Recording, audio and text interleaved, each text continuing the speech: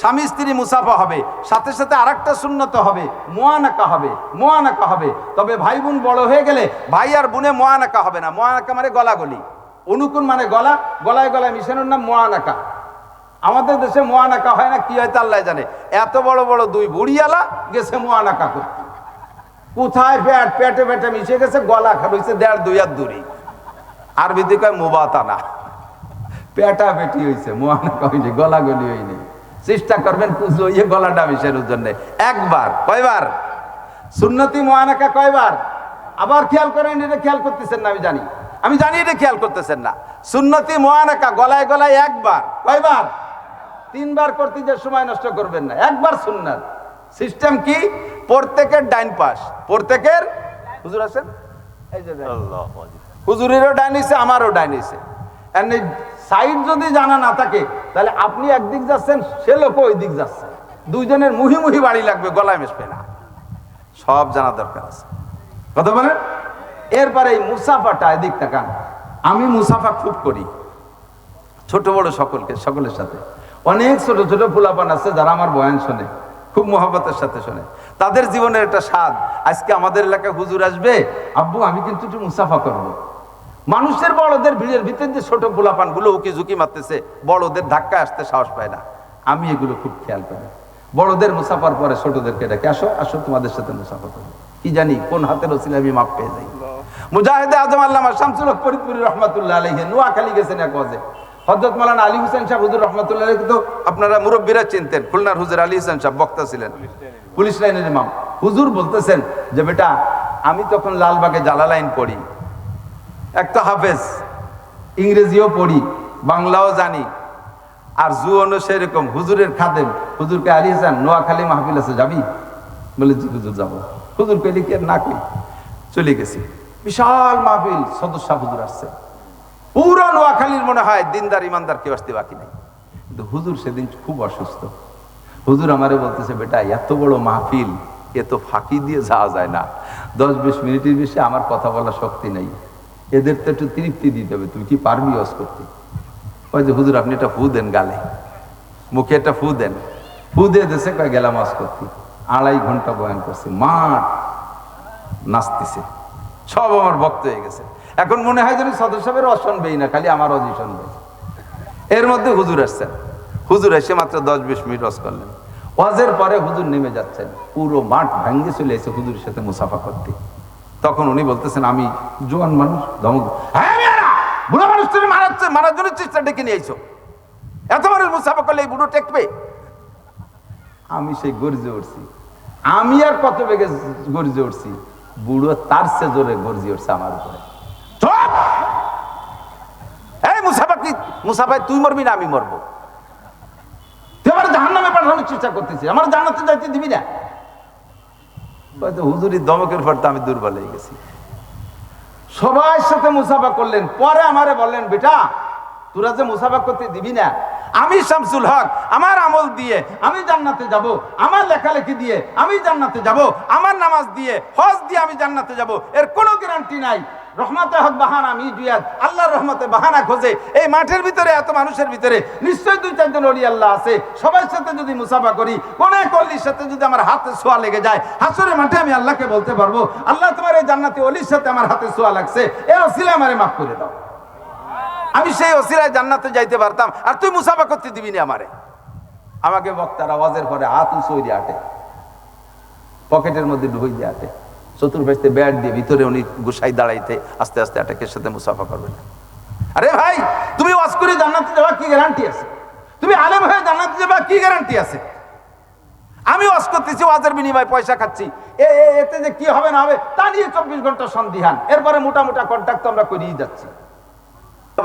উনি সবটুকু কই ফেলাইছে, এখন তার আপনি কি বাড়াবেন? হাদিসের ভিতরে 3টে শব্দ পর্যন্ত আসছে, আপনিও বলবেন রুদ্দুহা ওয়া আলাইকুমুস সালাম ওয়া রাহমাতুল্লাহি ওয়া বারাকাতুহু। এতটুকু হয়েছে, সমান সমান হয়ে গেছে, এতটুকু সমান সমান হয়ে গেছে। এরপরে আবার অনেকে খানিক নিজের এলেম জাড়ে, ওয়া আলাইকুমুস সালাম ওয়া রাহমাতুল্লাহি ওয়া বারাকাতুহু ওয়া মাগফিরাতুহু ওয়া জান্নাতুহু, আরো শব্দ বাড়ায়, এটা আপনার বেদাত, এটা শরীয়তে নাই, এটা হাদিসের ভিতরে আসে নাই। ওয়া বারাকাতুহু পর্যন্ত পরিষ্কার হাদিসে আসছে। আপনি সুন্দর করে সালাম, এই সালাম কারে দেবেন? সালামটা দোয়া, সালামটা কি দোয়া। 1 নম্বরে দেওয়ার সিস্টেম। 2 নম্বরে কাকে দেবেন। 1 নম্বরে দেওয়ার সিস্টেম সেটা হলো সালাম যেহেতু দোয়া, দোয়ার একটা মাধুর্যতা আছে না। চলে যাচ্ছেন রে সালাম আলাইকুম, সালামে সুরি ঠায় সালাম দিচ্ছে না, বোমা মার সেটের পাওয়া যায় না। সালাম যেহেতু দোয়া, অন্যান্য দোয়া যেমন করেন, সালামের দোয়াটা ছিল মিষ্টি, আসসালামু আলাইকুম রহমতুল্লাহ, একটা সুরই আলাদা, এর ভিতরে একটা মায়া আছে। সালাম আলাইকুম, এই সালাম আলাইকুমের দরকার নেই। সালাম আল কি এও না, আসসালামু আলাইকুম সংক্ষেপে। হ্যাঁ, আর হাত উঠানোর ব্যাপারে যদি হয় যে সালাম দূর থেকে, এখান থেকে রাস্তায় কেউ সালাম দিয়েছেন, এত দূর তার সালামের আওয়াজ পৌঁছানো যাচ্ছে না, অথবা গাড়িতে চলে যাচ্ছে, একটা সালাম সে পাবে দিতে মনে চাচ্ছে, তখন আপনি সালাম মুখে বলে হাত উঁচু করে ইশারার মাধ্যমে এই সালামটা যেন হাতের ইশারায় পৌঁছে দিচ্ছেন, মুখের আওয়াজ যায় নাই। নইলে এছাড়া অন্য সামনের পর যারা আছে, যাদেরকে মুখের আওয়াজ পৌঁছানো যাচ্ছে, তাদেরকে সালাম দিতে হাত উঁচু করা লাগবে না, শুধু আসসালামু আলাইকুম রহমতুল্লাহ। এক একটা কথার ভিতরে অনেক অনেক মাসালা, অনেক অনেক জুজ। কষ্ট হচ্ছে। 2 নম্বর মাধুর্যতার সাথে সালাম। এরপরে সালামটা দিতে আপনি কি করবেন, কাকে দেবেন সালাম। সবাই, সমস্ত মুসলমান মুসলমানকে সালাম দেবে। মুসলমান যদি সব মুসলমান থাকে, এক জায়গায় বসা আছে মুসলমান, সবই মুসলমান জানা আছে, তখন পূর্ণ এই সালামই দেবেন। যদি জানেন যে ওখানে হিন্দু মুসলমান উভয় দল আছে, সব শ্রেণী মানুষ আছে, অমুসলমান আছে, তখন আপনি সালাম দেবেন আসসালামু আলা মানিত্তাবাল হুদা। কি বলছি, আসসালামু আলা বলেন। কষ্ট হচ্ছে, খারাপ কিছু বলতেছি। আসসালামু আলা মানিত্তাবাল হুদা, লম্বা হয়ে গেল অনেক, কষ্ট হবে। আসসালামু আলা মানিত্তাবাল হুদা, এই কথা এইভাবে সালাম দেওয়ার কথা কোরআন শরীফে আছে। হযরত সুলাইমান আলাইহিস সালাতু ওয়াসসালাম রানী বিলকিসের কাছে চিঠি লিখছে, সেই চিঠির শুরুতে লিখছে আসসালামু আলা মানিত্তাবাল হুদা। নবী আলাইহিস সালাতু ওয়াসসালাম কাফের মুশরিক বড় বড় নেতাদের কাছে ইসলামের দাওয়াতের যে চিঠি লিখতেন, তার উপরে আসসালামু আলাইকুম লিখতেন না, হুজুরও লিখতেন আসসালামু আলা মানিত্তাবাল হুদা, আল্লাহর পক্ষ থেকে শান্তি বর্ষিত হোক ওই ব্যক্তির উপরে যে হিদায়াতের অনুসরণ করে, যে হিদায়াত মেনে নেয়, যে হিদায়াত কবুল করে, তার জন্য শান্তি হোক। তুমি যদি হিদায়াত কবুল না করো, তুমি হিন্দু, বুদ্ধ, মুসলমান, খ্রিস্টান, তুমি যদি হিদায়াত গ্রহণ না করো, তাহলে তোমার জন্য আমার এই শান্তির দোয়া না। এবার বলবেন যে অমুসলমানরা যদি সালাম দেয় তাহলে কি এরা যায়? সে হিন্দুরা তো সালাম দিতে শিখছে না, সে সালাম দিয়েছে আসসালামু আলাইকুম রহমতুল্লাহ, সুন্দর করে সে সালাম দিয়েছে। আপনিও তো তাই উত্তর দেবেন, তাহলে তো তাকে ওই দিয়েই দোয়া করা হলো, বাকি সে সেই দোয়ার মুস্তাহিক না, সেই দোয়ার পাওয়ার যোগ্য না। তাকে আপনি কি বলবেন? ওয়া আলাইকা। কি বলবেন? ওয়া আলাইকা, এতটুকু বলবেন ওয়া আলাইকা, এবং তোমার উপরে, এবং তোমার উপরে যে দেবে তিনি কে? আল্লাহ। আল্লাহর যা ভালো লাগে তাই দিক তোমার উপরে, আমি শান্তি আর রহমতের দোয়া করতে পারবো না। এবার এই সালামটা আপনি এক তো সমস্ত মুসলমানকে, সর্বপ্রথম সবচাইতে শান্তির দোয়া পাবে কে? আপনার আব্বা মা, আপনার পরিবারের সদস্য। ছেলেরা আব্বারে সালাম দিতে লজ্জা, ওর নাক চিবে দো, ওরে আল্লাহ, আব্বারে বলে সালাম দেয়, মারে বলে সালাম দেয়। তো সালামটা যদি দোয়া হয়, তাহলে তোমার দোয়া সবচাইতে বেশি পাবে তো আব্বা আর মা। কথা বলেন না কেন? আব্বা মার চাইতে বড় পীর আছে, আব্বা মার চাইতে বড় আপন আছে, আব্বা মার চাইতে আপন কেউ নাই, দোয়া পাওয়ার যোগ্য তাদের চাইতে বেশি কেউ নাই। এরপরে সন্তান, এরপরে স্ত্রী, এই আপন আত্মীয় স্বজনদের ভিতরে। অথচ আমাদের সমাজে শয়তানে এমন একটা লজ্জা তৈরি করে দিয়েছে, ছেলেতে আব্বারে সালাম দিতে লজ্জা পায়, আব্বা ছেলেরে সালাম দিতে লজ্জা পায়, মেয়েতে মারে সালাম দিতে লজ্জা পায়, ছেলেতে মারে সালাম দিতে লজ্জা পায়, স্বামী স্ত্রীকে সালাম দিতে লজ্জা পায়। এমন সুন্দর একটা দোয়া রাস্তার বেটাকে যাকে জীবনে চিনিনে, বস্তা ভরে দোয়া তাকে দিয়ে আসলাম, আর বাড়ি এসে কীর্পন পানা করে বস্তার মুখ বন্ধ দিয়ে দিলাম। আমার চাইতে বড় আনাড়ি হতে পারে না। এই জন্য আফসোস সালাম, হুজুর বলেন 1 নম্বর, আব্দুল্লাহ ইবনে সালাম বলেন, হুজুর আমাদেরকে শিক্ষা দিচ্ছেন 1 নম্বর আফসোস সালাম, বেশি বেশি সালাম করো। সালামের সাথে আরেকটা মাসালা এসে গেছে, মুসাফাহা। এদিক তাকান, মুসাফাহা আরবিতে বলে বাবে মুফাআলা, যার ভিতরে মুশারাকাত, তার মানে দুইজনের কাফে কাফে, দুইজনের এই হাতের কাফে কাফে শরীক হওয়া, এরকে বলে মুসাফা। মুসাফা সুন্নাত, 2 হাত দিয়ে করা আদব, 1 হাত দিয়ে করলে হবে, 2 হাত দিয়ে করলে পরিপূর্ণ হবে। তবে ছোটরা যদি বড়দের সাথে মুসাফা করতে যায়, 1 হাত দিয়ে করা আদবের খিলাফ, 2 হাত দিয়ে। বড়রা যদি ছোটদের সাথে করে, তাদের প্রশিক্ষণের জন্য 2 হাত দিয়ে করাই উত্তম। আর না হলে কমপক্ষে 1 হাত যদি কি থাকে, কোনো সমস্যা থাকে, তাহলে 1 হাত দিয়ে ডান হাত দিয়ে তিনি মুসাফা করবে। মুসাফার এবার কটুক করোনার পরেতে মুসাফার রং পাল্টি পাল্টি, করোনার সময় দেখছি এক কায়দায় কি বলে বক্সিনি বক্সিনি মুসাফা দেখছেন নাকি, হাতের বক্সিন দিয়ে মুসাফা। আর এরপরে একটু ভালো হয়েছে, সে আঙ্গুলের মাথায় মাথায় ছোঁয়া দেয়, করোনা এদিক বেশি, ভিতরের দিক বেশি আছে, আগা একটু কম আছে। সম্পূর্ণ সুন্নতের খেলাফ। আপনার বৃদ্ধাঙ্গুল অপরজনের বৃদ্ধাঙ্গুলির সাথে মিশে যাবে, এই গলায় গলায় মিশে যাবে, এখানে মুস্তাফা। সাথে একটু খেয়াল করি, হালকা একটা জাকি দেওয়াও সুন্নাত, হালকা একটা জাকি দেওয়া সুন্নাত। তো জাকি ব্যক্তি যেমন তার হালকা হতো তেমন। হযরত ওমর রাদিয়াল্লাহু তাআলা আনহু রাস্তা দিয়ে আসতেছে, হযরত আবু হুরায়রা যে বলতেছেন, ভাই ওমর আজকে একটা নতুন কথা শুনছি, শুনবেন? কবো হুজুরি থেকে শুনে আসছি। ক্বালা রাসূলুল্লাহ সাল্লাল্লাহু আলাইহি ওয়াসাল্লাম, তো বলো কি?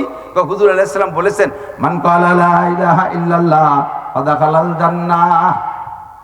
যে ব্যক্তি লা ইলাহা ইল্লাল্লাহ কইলো ঈমান আর ইয়াকিনের সাথে, ওই লোকটা জান্নাতি। বলবেন না সুবহানাল্লাহ? নবী পাকের সহিহ হাদিস, লা তাহজান ওয়া লা তাখাফ, ভয় পেন না, টেনশন করেন না। হুজুর বলেছেন, মান ক্বালা লা ইলাহা ইল্লাল্লাহ ফাদাখালাল জান্নাহ, যে ব্যক্তি লা ইলাহা ইল্লাল্লাহ পড়লো ঈমানের সাথে ইয়াকিনের সাথে, ও জান্নাতি হয়ে গেল।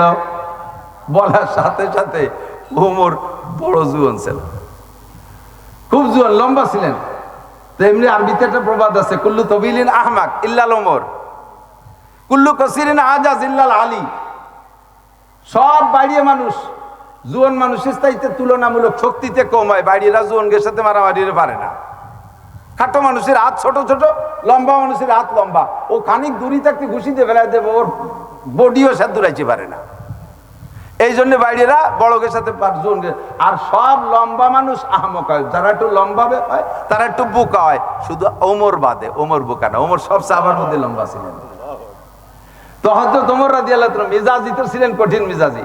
জাদ্দিক যেই ওমরের নাম শুনলে এফিরুস শয়তানি ওয়া ইয়াজমিতু জুরাতান, ফাঁকে ফাঁকে এসে গেলে আগেই বলে নিছি এলো পাতাড়ি কিছু কথা বলবো, যেটা এসে যায় সামনে, আর শেষে যাই আসলটুক সাজাই বলার চেষ্টা করব।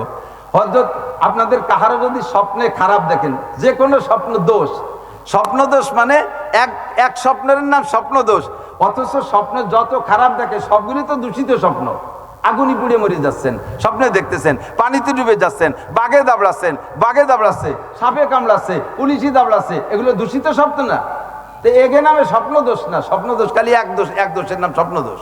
যাই হোক, যেটাই হোক না কেন, পোলাপানে রাত্রি বিছান বইরে পেশাব করে, এটাও স্বপ্ন দোষ। এই ছোট পোলাপানের বিছানে পেশাব করা ঠেকানোর জন্য ডাক্তারি ঔষধ খাওয়ায়, আবার হুজুরকে কাছে তাবিজ কবজ নেই। এই জায়গায় তাবিজ লাগবে না, সবচাইতে বড় কবিরাজ আপনি। আমি মাঝে মাঝে বলি, সন্তানের জন্য সবচাইতে বড় কবিরাজ আব্বা মা। আব্বা মার চাইতে আব্দুল কাদের জিলানীও সন্তানের জন্য বড় কবিরাজ না। বা কাবা ঘরের ইমাম সাহেবও মা বাপের চাইতে বড় কবিরাজ না। মা বাপ যদি মূর্খ হয় তবু আব্বা মার চাইতে, এই মা বাপের চাইতে সন্তানের জন্য জগতের যত বড় আলেম হোক আর পীর হোক, সেগুলো তার সামনে কোনো পীরই না। সন্তানের জন্য, সন্তান যদি কান্নাকাটি করে, আমি বড় হুজুর আমারে ডেকে নিয়ে আসছেন, আপনার বাচ্চাটা কাঁদে, 2 ঘন্টা ওয়াজ করতে করতে গেছে, হাবাইয়ে এর মধ্যে আনিয়ে ধরছে, হুজুর আমার নানটুরে একটা ভূ দিয়ে যান। আমার তো মিজাজ টেম্পারে গরম হয়ে গেছে 2 ঘন্টা ওয়াজ করতে করতে, এমনকি নানটু বল্টুরে ভূ দিয়ার মিজাজ আছে। ওদিকে ভূ একটা না দিলে আপনি জীবন ভরে সমালোচনা, হুজুররাও অহংকার করে, একটা ভূ দিতি কয়টাই না লাগতো, ভূ দিতে তো টাকা লাগে না, দায় থেকে ভূ একটা দিছি, কিচ্ছু ভরি নেই। কারণ আপনার ছেলে আপনার মেয়ে মরলিও বা কি, আমার বাঁচলি বা কি, এই দরদ তো আমার নেই। বাস্তব যেটা বলছি, এই দরদ তো আমার মধ্যে হয় না। কাজে আপনার ছেলেকে আমি ভূ দিতি, যে কিছু পড়লাম না পড়লাম সেটা আপনার দেখার বিষয় না, হুজুর এটা ভূ দিয়েছে। বাকি আমার ছেলে যদি অসুস্থ হয় আর সে যদি কান্নাকাটি করে, আমি তার যে ফু দেব, এই ফু আমি আসমান থেকে নিয়ে আসবো, এই ফুল কলমের ভিতর থেকে বের হবে। আমি কোরআন শরীফের যে আয়াতগুলো পড়বো, চক্ষু বন্ধ করে আল্লাহর সাথে সম্পর্ক রেখে এই আয়াতগুলো পড়ে ফু দেবো, ইনশাআল্লাহ গুলির মতো কাজ হবে এই ফুগুলো। আপনার বাচ্চা কান্নাকাটি করে ঘুমায় না, আপনি কোলে করে নিয়ে ঘুরবেন, আর ঘোরার ভিতর দিয়ে একটা আয়াত পড়বেন, সূরা নাবার আয়াত, ওয়াজআলনা নাওমাকুম সুবাতা।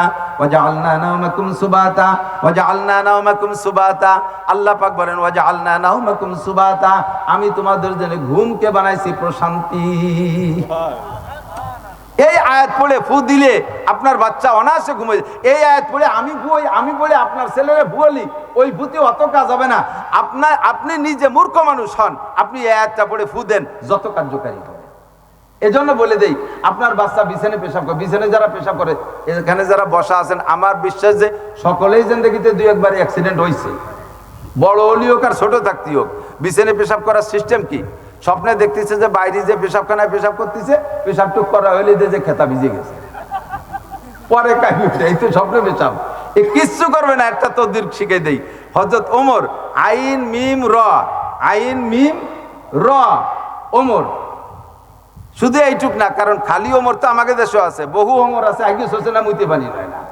এ ওমর সে ওমর না, নাম আতর আলী, গায়ে ফাটার গন্ধ। আতর আলী শুনি সেই জন্য কি ঘিরা নিজে নেবে, তার দাঁড়িয়ে দাঁড়ানো যারা ফাটা, বুমরা ফাটার গন্ধ। এরম আতর আলীর তো দাম নাই। তো ওমর মানে এই দেশি ওমর না, ওই ওমর। বুঝানোর জন্য একটু বেশ কম লাগবে না? এদের আইন মিম র লেখার পরে এরপরে র আর দদ, আঙ্গুল দিয়ে, কলম দিয়ে না, আঙ্গুল দিয়ে বুকে। আপনিও যদি স্বপ্নে খারাপ দেখেন, আপনি লেখেন আরবিতে আইন মিম র, এরপরে র আর দদ, এই লেখে শুয়ে যাবেন, ঘুমিয়ে যাবেন, বাচ্চার বুকের উপর আপনি এই তো কবিরাজ শিশু করবেন, ইনশাআল্লাহ ওই আইন মিম র নকশটা শয়তানে আইছে, এই খারাপ স্বপ্ন দেখায় শয়তানে আইছে, ওই দেখে এফিরু শয়তান ওয়া ইয়াজরুতু জুরাতান, সে বাই ছাড়তে লুঙ্গি খুলি দড়িতে তালে পলাতে তালে, ওই লোকের কাছেই আসে না। কেসা মিজাজি ওমর, সেই ওমরের সামনে আবু হুরায়রা কয়, হুজুর কইছে যে ব্যক্তি লা ইলাহা ইল্লাল্লাহ বলে বিশ্বাসের সাথে ও জান্নাতি। বলার সাথে সাথে হযরত ওমর দেশে হাতের একটা বাউলি কয় নাকি আমাকে দিক, একটা হালকা আসর দেশে, একটা থাবার মতো, অতটা মানে জোরে সোরে উনি দেয় না, ওনার আন্দাজ মতো। তো উনার বড় হাত একটু মারিয়ে দিয়েছে, আবু হুরায়রা গুল্লি দিয়ে শীতে পড়ে এই কান্না শুরু হচ্ছে। আপনি কি হুজুরে মানেন না, আপনি হুজুরি কথা বিশ্বাস করেন না, আমি এই মাত্র শুনে আইসো কইছি, আপনি আমার এইভাবে মারলেন, তো আমি আর হুজুরি কাছে যাব, এখনই যাব। হযরত আবু হুরায়রা গেছে, সাথে ওমরও গেছে।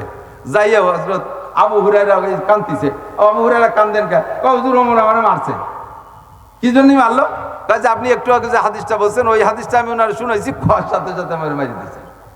তো হুজুর বলতেছে, ওমর আমি তো মা ইয়ান্তিকু আনিল হাওয়া ইন হুয়া ইল্লা ওয়াহিয়ুহা, আমি তো কোনো কথা বানাই বলি না, আমার আল্লাহ বলতে বলে তাই বলি, আমার এই কথা তো আল্লাহই বলতে বলছেন। তুমি বলে দাও, মান কানা আখিরু কালামিহি লা ইলাহা ইল্লাল্লাহ ফাদাখালাল জান্নাহ, মান ক্বালা লা ইলাহা ইল্লাল্লাহ ঈমানান ওয়া ইয়াকিনান ওয়া ইযআনাল বিল কলবি ওয়া ইকরার বিল লিসান দাখালাল জান্নাহ।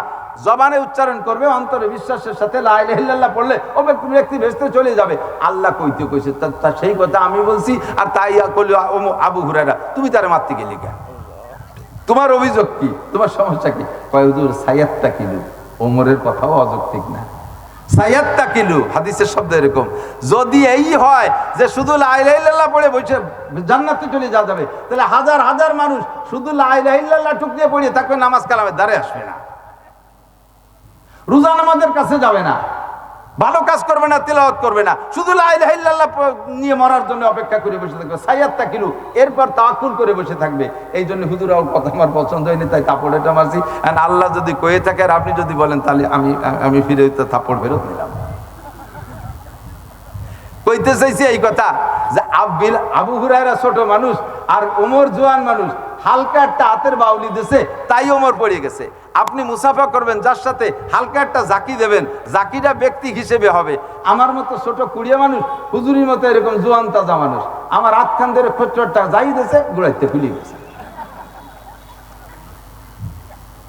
পরিমাণ মতো জাকি, চিপটা দেবেন, হালকা একটু চিপ দেবেন, খালি সোয়া দেবেন না, চিপের ভিতরে মহাব্বত আছে, এই মুসাফা করবেন। মা সন্তানে আব্বা মার সাথে মুসাফা করবে, ভাইয়ের সাথে মুসাফা করবে, সালাম সব জায়গা চলবে, স্বামী স্ত্রী মুসাফা হবে, সাথে সাথে আরেকটা সুন্নত হবে, মুআনাকা হবে। তবে ভাই বোন বড় হয়ে গেলে ভাই আর বোনে মুআনাকা হবে না। মুআনাকা মানে গলাগলি, অনুকুন মানে গলায় গলায় মিশানোর নাম মুআনাকা। আমাদের দেশে মুআনাকা হয় না, কি হয়তো আল্লাহ জানে। এত বড় বড় দুই বুড়িয়ালা গেছে মুআনাকা করতে, কোথায় পেটে মিশে গেছে, গলা হয়েছে 1.5-2 হাত দূরে। আরবিতে কয় মুবাতানা, পেটা পেটি হয়েছে, মুআনাকা হয়েছে, গলাগলি হয়নি। চেষ্টা করবেন কুজো ইয়ে গলাটা মিশানোর জন্য। একবার, কয়বার সুন্নতি মুআনাকা, কয়বার? আবার খেয়াল করেন, এটা খেয়াল করতেছেন না, আমি জানি এটা খেয়াল করতেছেন না। সুন্নতি মুআনাকা গলায় গলায় একবার, কয়বার? 3 বার করতে যে সময় নষ্ট করবেন না, একবার সুন্নাত। সিস্টেম কি? প্রত্যেকের ডাইন পাশ, প্রত্যেকের হুজুর আছেন, এই যে হুজুরেরও ডাইন হইছে, আমারও ডাইন হইছে, এমনি সাইড যদি জানা না থাকে তাহলে আপনি একদিক যাচ্ছেন, সে লোক ওই দিক যাচ্ছে, দুইজনের মুহি মুহি বাড়ি লাগবে, গলায় মেশবে না। সব জানা দরকার আছে, কথা বলেন। এরপরে এই মুসাফাটা, এদিক তাকান। আমি মুসাফা খুব করি, ছোট বড় সকলের সাথে।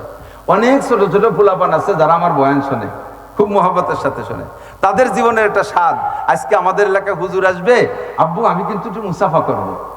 মানুষের বড়দের ভিড়ের ভিতরে যে ছোট পোলাপান গুলো উকি ঝুঁকি মারতেছে, বড়দের ধাক্কা আসতে সাহস পায় না। আমি এগুলো খুব খেয়াল করি। বড়দের মুসাফার পরে ছোটদেরকে ডাকে, আসো আসো তোমাদের সাথে মুসাফা করি। কি জানি কোন হাতের ওসিলা আমি মাপ পেয়ে যাই। মুজাহিদে আজম আল্লামা শামসুল হক ফরিদপুরি রহমাতুল্লাহ আলাইহি নোয়াখালী গেছেন এক ওয়াজে। হযরত মাওলানা আলী হোসেন সাহেব হুজুর রহমাতুল্লাহ আলাইহি তো আপনারা মুরব্বীরা চিনতেন, খুলনার হুজুর আলী হোসেন সাহেব বক্তা ছিলেন, পুলিশ লাইনের ইমাম। হুজুর বলতেছেন যে বেটা আমি তখন লালবাগে জালালাইন পড়ি, এক তো হাফেজ, ইংরেজিও পড়ি, বাংলাও জানি, আর জুয়নও সেরকম। হুজুরের খাদেম, হুজুরকে আলী হাসান নোয়াখালী মাহফিল আছে, যাবি? বলে জি হুজুর যাবো।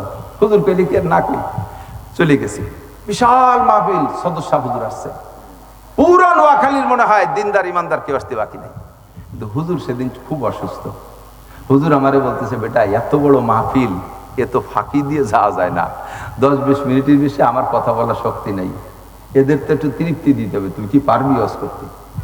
ওই যে হুজুর আপনি একটা ফু দেন গালে, মুখে একটা ফু দেন। ফু দিয়ে দেশে কয় গেলাম ওয়াজ করতে। 2.5 ঘন্টা বয়ান করছে, মাঠ নাচতেছে, সব আমার ভক্ত হয়ে গেছে। এখন মনে হয় যেন সদর সাহেবের ওয়াজ শুনবেই না, খালি আমার ওয়াজই শুনবে। এর মধ্যে হুজুর আসছেন, হুজুর এসে মাত্র 10-20 মিনিট ওয়াজ করলেন। ওয়াজের পরে হুজুর নেমে যাচ্ছেন, পুরো মাঠ ভাঙ্গে চলে এসে হুজুরের সাথে মুসাফা করতে। তখন উনি বলতেছেন আমি জোয়ান মানুষ, ধমক, বুড়ো মানুষ তুমি মারার জন্য চেষ্টা ডেকে নিয়ে আইছো, এত মানুষ মুসাফা করলে এই বুড়ো টেকবে? আমি সেই গর্জে উঠছি। আমি আর কত বেগে গর্জে উঠছি, বুড়ো তার সে জোরে গর্জে উঠছে আমার উপরে। এই মুসাফা কি, মুসাফায় তুই মরবি না আমি মরবো? তুই আমার জাহান্নামে পাঠানোর চেষ্টা করতেছিস, আমার জান্নাতে যাইতে দিবি না? হুজুরি দমকের পর তো আমি দুর্বল হয়ে গেছি।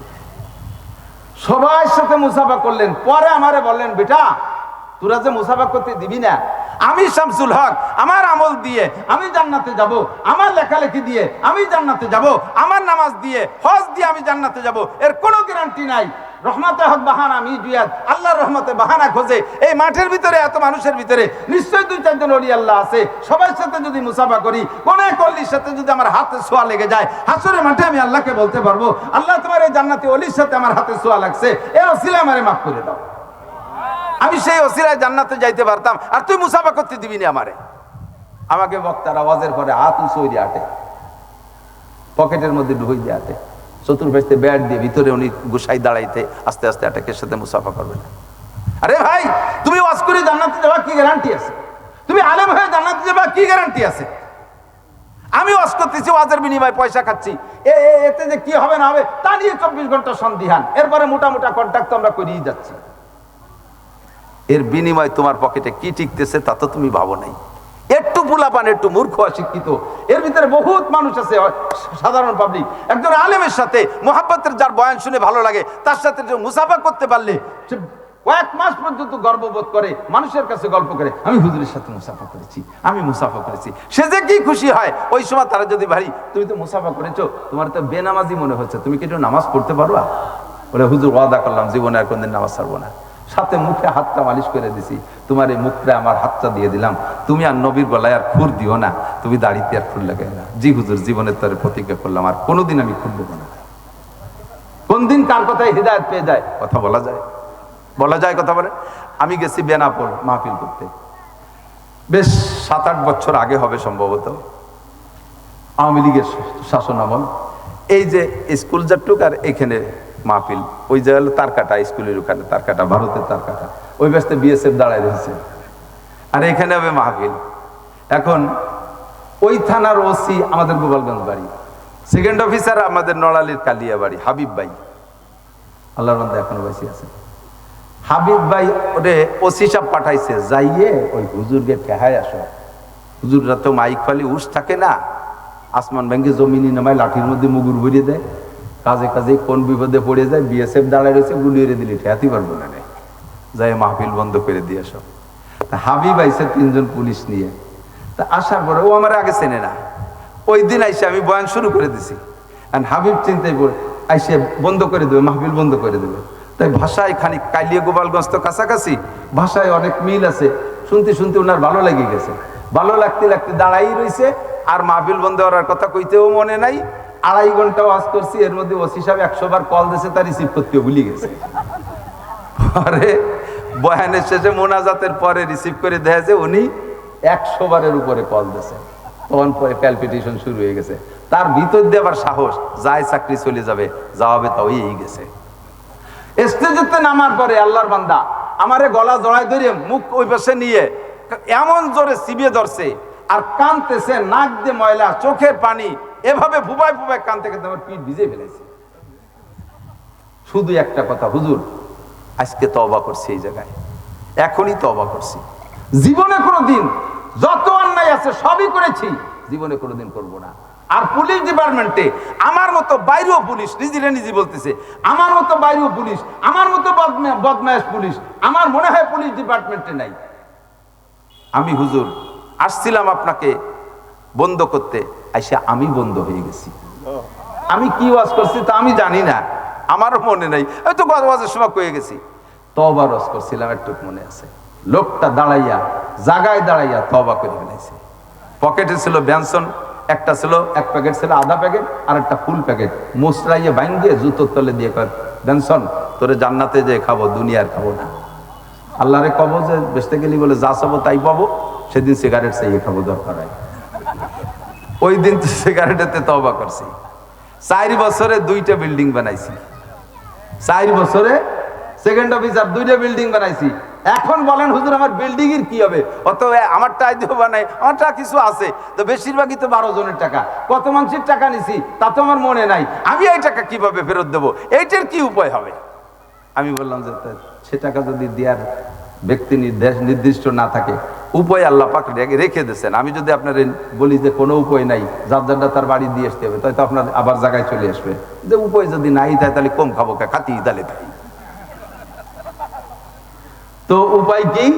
বললাম যে এই বিল্ডিং 2টে একটা মহিলা মাদ্রাসা করে দেন, আর নিয়ত করেন যে ওর থেকে কোনো নেকির আশা আমি করি না, যাদের টাকা দিয়ে করছি আল্লাহ নেকি তাদেরকে দিয়ে দিও, ফিরে দিয়ে। তোর উপায় নাই, চিটাগাংয়ের মানুষের টাকা, সিলেটের মানুষের টাকা, এ দেশের টাকা, ও দেশের টাকা, কয়জনের টাকা মনে রাখছে? তো উপায় কি? একটা উপায় তো তারা দিয়ে দিতে হবে। এই পদ্ধতি সে যাইয়েই সাথে সাথে 2টি অক্ষ করে দিয়েছে। এরপরের থেকে তার তওবার সিস্টেম শুনলে আপনি আশ্চর্য হয়ে যাবেন। আমি আগেই বলে নিয়েছি আজকে বেতরতিব কথা হবে, বাবুল হাজরে আলী বাহা, যা আসে তাই বলবো। তবে শুনে যাবানি লাইন আছে আমার মনে আছে, টন্তি টন্তি ওইদিক শুনে যাবানি, খেয়াল দেখেন তার তওবার সিস্টেম। যুবক, গাঁজা খাও, ইয়াবা খাও, ফেন্সিডিল খাও, হিরোইন খাও, জেনা করো, ব্যভিচার করো, সবকিছু মনে রাখো। মা ইয়ানতিকু মা ইয়ালফিজু মিন কাউলিন ইল্লা লাদাইহি রাকিবুন আতীদ কিরামান কাতিবিন ইয়ালামুনা মা তাফআলুন। তুমি যত বড় জঙ্গলের মধ্যে যাই আকাম করো, ও জায়গা সম্মানিত ফেরেশতা গোয়েন্দা তোমার কাঁধে বসা আছে না নাই? যেখানে যা করো না কেন সবকিছু ফেরেশতারা লেখে এবং দেখে। চলে আসো, তওবা করো। কুল ইয়া ইবাদিয়াল্লাযীনা আসরাফু আলা আনফুসিহিম লা তাকনাতু মির রাহমাতিল্লাহ ইন্নাল্লাহা ইয়াগফিরুদ যুনুবা জামিআ। ভয় পাইস না রে যুবক, ভয় পাইস না। তবে ভয় না পাইয়া কুলাঙ্গারও হয়ে যাইস না। ভয় পা, আল্লাহকে ভয় পেয়ে চলে আয়। আজকে যেই বাসটা, আজকে সকাল 9টায় যেই বাসটা আরিচার ঘাটে ডুবে গেছে, আরিচার ঘাটে ডুবে গেছে, ভাগ্যক্রমে পুলিশটা, আনসাররা, ফায়ার সার্ভিসের লোক যাত্রীগুলোকে নামাই ফেলাইছে। যদি যাত্রী না নামতো আর 50 জন যাত্রী ভিতরে থাকতো, একজন মানুষও বাঁচত বলে আশা করা যায় না। ঈদের সময় যেমন 1 গাড়ি ডুবে মরছে, আজও তেমনই মরছে। এর ভিতরে বুড়ো মানুষের সংখ্যা কম, ওর ভিতরে যুবক মানুষই বেশি। আইসলের ছুটিতে বাড়িতে ঢাকায় চাকরি করতো, সেই চাকরি তো আর 80-90 বছরে বুড়োরা করে না, 100 বছরে বুড়োরা করে না, ইয়াং জেনারেশনই করে। এমন করে রাস্তাঘাটে কত জন মরতেছে। তোমার মরণ যেদিন আসবে তোমারে বলে কয়ে আসবে না, ডাক আসবে, তুমি তওবা করো। আমার ভাই হাবিব আমাকে বলছে, হুজুর আমার তওবাটা আল্লাহ কবুল করছে কিনা। বারবার ফোন করলে হুজুর আমার তওবা কি আল্লাহ কবুল করছে কিনা। আমি এখন নতুন পদ্ধতি আবিষ্কার করেছি। রাতের বেলা যখন ঘরে আসি, তখন আমি একটা মোমবাতি জ্বালাইয়া আমার মোমবাতি জ্বালাইয়া যেসব অঙ্গ দিয়ে আমি গুনাহ করার অভ্যাস ছিল, যেসব অঙ্গ দিয়ে, সব অঙ্গের তো নাম বলা যাবে না, যেসব অঙ্গ দিয়ে বিভিন্ন প্রকার গুনাহ করার অভ্যাস ছিল, সেই সব অঙ্গকে এই মোমবাতির আগুন দিয়ে আমি সেকা লাগাই, সেকা লাগাই। হাত নিয়ে আমি সেই জায়গা নিয়ে যাই আগুনের কাছে, নিতে নিতে যখন কাছে যাই, যতক্ষণ পর্যন্ত সহ্য হয় আগাইতে থাকি। যখন আর সহ্য হয় না, তখন আমি হাতকে বলি প্রথম, ও হাত, দুনিয়ার আগুন যদি সইতে না পারো, জাহান্নামের আগুনের চেয়ে 1000 গুণ বেশি অবশ্যই সহ্য করতে পারবা না। যদি না পারো, তাহলে এই আগুন হাতে ছোঁয়া লাগবে, যে কারণে সেই কারণ তুমি আর করতে পারবা না। হারাম টাকা ধরতে পারবা না, হারাম কিছু হাত দিয়ে ধরতে পারবা না, পরের মেয়ের গায়ে হাত দিতে পারবা না, জুলুমের লাঠি তুমি চালাইতে পারবা না। ও হাত, সাবধান হইয়া যাও। জিহ্বে আমি মোম দিয়া, মোমের আগুন দিয়ে জিহ্বেরে সেকা লাগাই। হুজুর দেখলে আশ্চর্য হবেন, আমার জিহ্বা পুইড়ে হয়ে গেছে, মোমের আগুন দিয়ে সেকা লাগাই। ও জিহ্বা, তুমি যদি এই মোমের আগুন সহ্য করতে না পারো, দুনিয়ার সব আগুনের মধ্যে মোমের আগুন দুর্বল। কাষ্ঠ যত দুর্বল হয়, আগুন তত নরমাল হয়। কাষ্ঠ যত শক্ত হয়, আগুন তত শক্তিশালী হয়। মোমের আগুন একেবারে দুর্বল আগুন। তুমি যদি এই আগুন জিহ্বা সইতে না পারো, জাহান্নামের আগুন তুমি সইতে পারবা না। আর তাই যদি না পারো, তাহলে সে জাহান্নামের আগুন খাওয়া লাগে যে কাম করলে, ও জিহ্বা তুমি সেই কাম করতে পারবা না। সুদের টাকার জিহ্বায় তোমারে দেব না। আগে বিরিয়ানি, পোলাও, অনেক কিছু খাইছি, রোজ ছাড়া রাত্রে খাইতে পারতাম না, খাসির বিরিয়ানি ছাড়া খাইতাম না। এখন কোনো মতে 2টা রুটি বানাই, বেতন ছাড়া 1 পয়সা মিটানি আমি কামাই করি না। আমার নিজস্ব জানা মতে ওই লোকটার টাকা থেকে 2টে তালবে আলিমকে নাহবেমির 4র্থ শ্রেণী থেকে পড়াইতে পড়াইতে 2জন এবার মাওলানা পর্যন্ত চলে আসতেছে। বেতন পাইয়া একেবারে সর্বপ্রথম মাদ্রাসার 2টা ছাত্ররে 5000 টাকা পাঠাইয়া দেয়।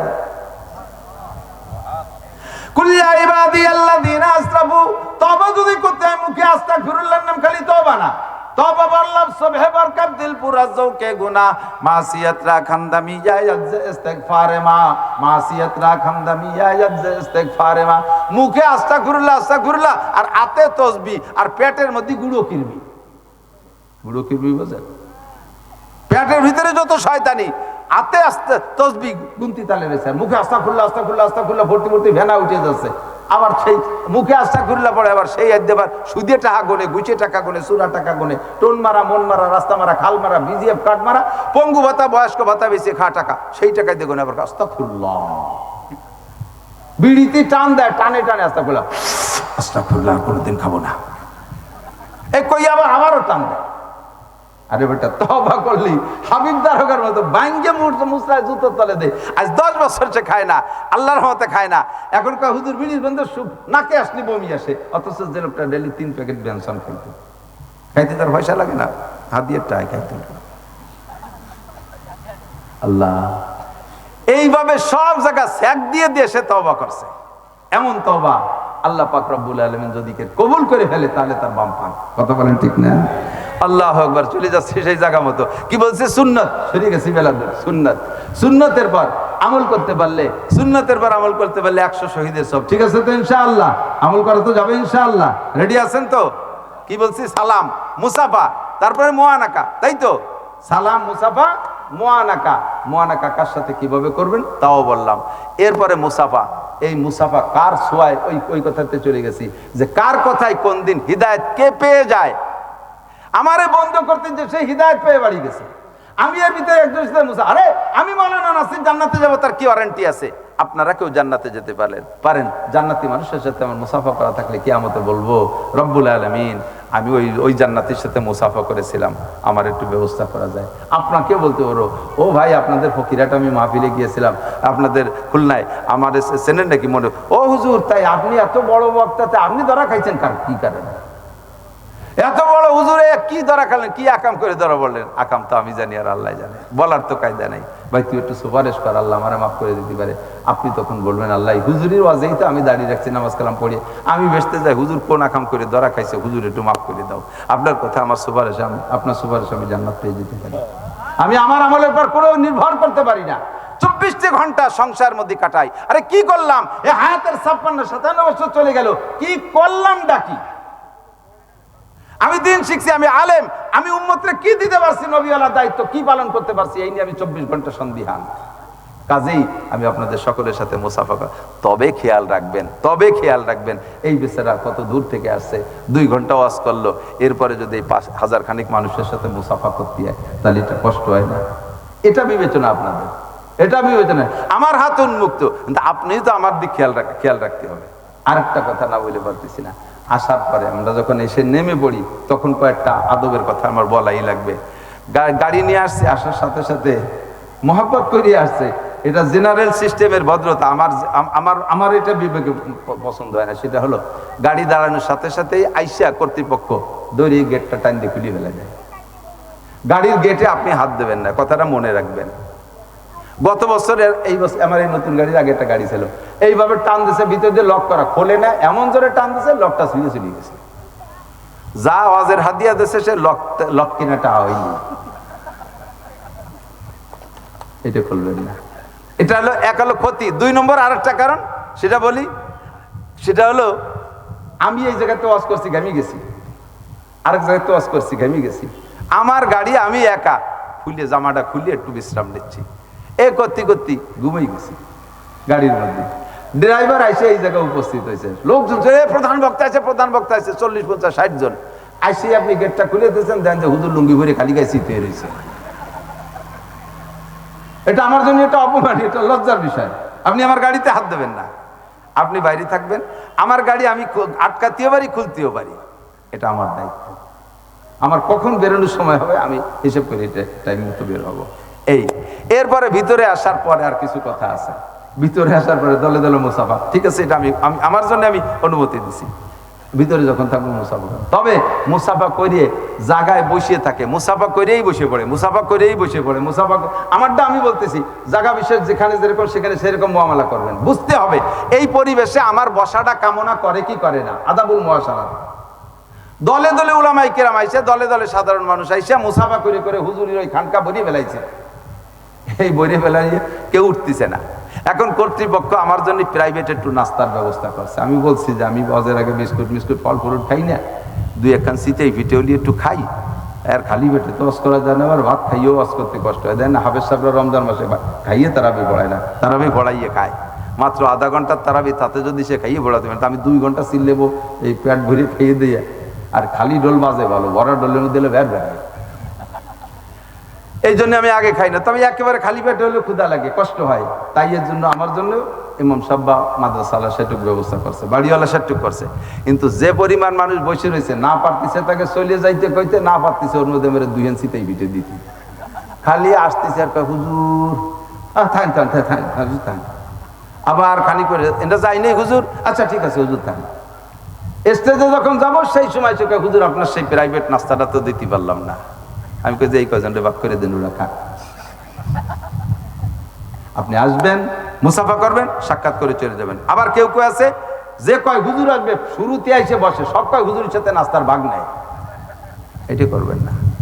বাকি আরেকটা জিনিস খেয়াল, ক্বালা রাসূলুল্লাহ সাল্লাল্লাহু আলাইহি ওয়াসাল্লাম আদাবুল মুআশারাত, এই সমস্যাগুলো হয়। আমি আসছি ক্ষুধার্ত, জানাই শোনাই আসছি, আমি কিছু খাইতে চাচ্ছি, তা না দিয়ে কয় হুজুর বসেন, শেষবারে একেবারে গরু জবাই দিছে এই মাত্র, শেষে ভালো করে জবাই টবাই দিয়ে রান্না বান্না করে একবারে খাওয়াবো।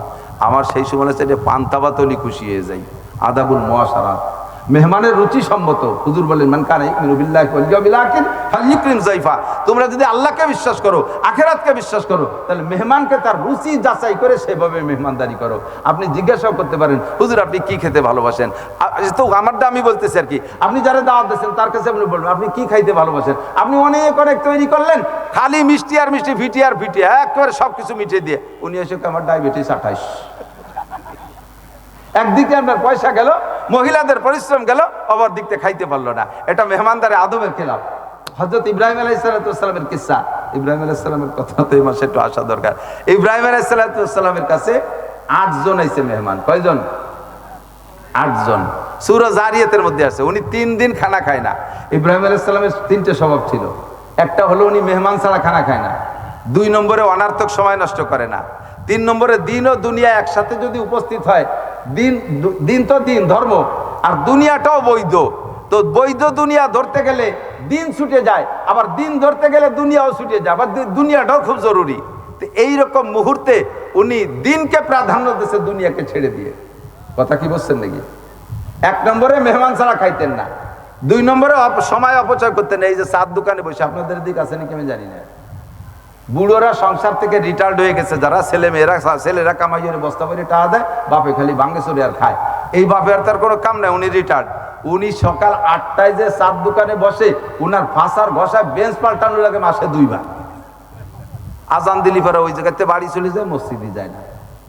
এই যে সময় নষ্ট, কিয়ামতে আল্লাহর কাছে জবাব দেওয়া লাগবে। ইব্রাহিম আলাইহিস সালামকে, আমি যেখানে বসা আছি এখান থেকে উঠে ওই জায়গা আমি বসি না, যদি ওই জায়গা আমার এই 2টা লাভের একটা লাভ না পাই। একটা হলো ওখানে উঠে বসলে যদি আমার আখেরাতের লাভ হয়, তাহলে এই জায়গা থেকে ওই জায়গা যে বসবো, নইলে বসবোই যেহেতু, তো এখানেও বসা, ওখানে বসতে, ওই জায়গা বসবো কেন? আমার ঘরে বসা, আমার মসজিদে বসা, আমার মাদ্রাসায় বসা, ওয়াজের মাঠে বসা, এখানেও বসা, চার দোকানেও বসা, ও জায়গায় বসলে দুনিয়ার পচা দরবার। কথায় কথা আইছে যা না কই পারি না। চার দোকানের 2টা নাম, কয়টা নাম খেয়াল করেন? চার দোকানের কয় নাম আমাদের বাংলাদেশে? একটা হলো দারুল ইফতা, ওলামায়ে কিরাম বলছে দারুল ইফতা বলে যেখান থেকে ফতোয়া সাপ্লাই হয়, যেমন খুলনা দারুল উলুম, মুফতি গোলাম রহমান শাহ ফুলবাড়ি গেট মাদ্রাসা, এগুলো হলো দারুল ইফতা।